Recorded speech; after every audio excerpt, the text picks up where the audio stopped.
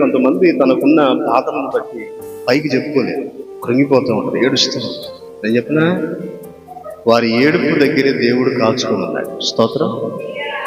అసలు వాళ్ళు దాటిపోవడం అది చెప్పండి గట్టిగా, 2 చేతులు ఎత్తి చెప్పండి. దాటిపోతాడా? నేను అంటాను, నీ జీవితంలో కార్యం జరగలేదని బాధపడు.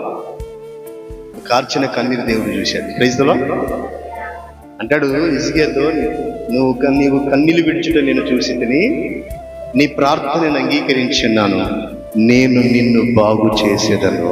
ప్రైజ్లో గట్టిగా చెప్పు. అయితే నువ్వు దేవుని చిత్తానికి లోబడి నువ్వు ఆయన పక్కన పెట్టు. ప్రార్థనలో, శ్వాసంలో, పరిచర్యలో, ఇంకొక విషయంలో దేవునికి ఎక్కడ కూడా ఏ విషయంలో కూడా దూరం పెట్టదు. స్తోత్రం చెప్పగలిగే నువ్వు దేవునికి అనుకూలంగా ఉండు, దగ్గరగా ఉండు.